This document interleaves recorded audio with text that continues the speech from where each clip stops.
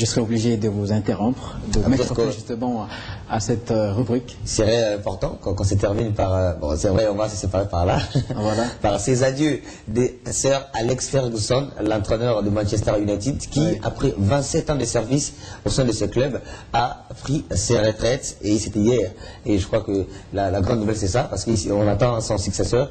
Les gens sont en train de polémiquer là-dessus par rapport à son successeur. Ça sera David Moyes, le chairman de Everton, ou encore José Mourinho, parce qu'il est aussi très l'ancien du Real de Madrid. Bon, il est encore là. Voilà. Voilà. Merci Doudou Mbala, et c'est par ces images que je vais vous laisser suivre que nous mettons justement fin à cette matinale. Merci à tous de l'avoir suivi. Le prochain numéro, c'est demain, même heure, même chaîne. 20 seconds to play. Scores! Unbelievable! Des générations en or, toutes frappées du sceau Ferguson. Oh, Van Nistelrooy! 38 trophées en 26 ans à la tête de United. Beckham! That's absolutely brilliant! Le manager le plus titré du football anglais tire sa révérence. Cristiano Ronaldo! Retour sur l'histoire fusionnelle entre Alex Ferguson et Manchester United.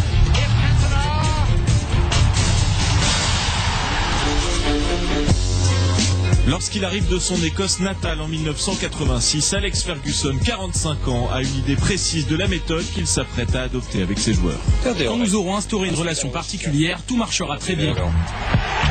6 saisons après son arrivée, United devient champion pour la première fois depuis 26 ans. Les générations se suivent, les succès aussi. En 99, la saison débouche sur un incroyable triplé et une Ligue des Champions décrochée après une finale d'anthologie. L'Écossais Alex Ferguson devient Sir Alex. C'était une saison magnifique. Alors remporter en plus une récompense pareille, c'est superbe. Anobli, Ferguson ne perd pas sa soif de succès, bien au contraire. Et si Manchester voit émerger de nouveaux concurrents, l'Arsenal de Wenger ou le Chelsea de Mourinho, Ferguson maintient son club au plus haut niveau. Sir Alex sait renouveler son effectif et faire progresser ses jeunes pépites. Un cycle sans fin. C'est toute la beauté du football. Vous ne vous arrêtez jamais et après chaque succès, il faut tout recommencer. Meneur d'hommes exemplaire, Ferguson, c'est aussi parfois un caractère excessif. L'exemple le plus frappant, celui de David Beckham en 2003, à qui le manager a lancé une chaussure en plein visage. Le Spice Boy quittera l'Angleterre à la fin de la saison. Ferguson, lui, n'exprimera aucun regret. C'est beaucoup de bruit pour rien, franchement. Tout ce que je peux dire, c'est que c'était un incident involontaire.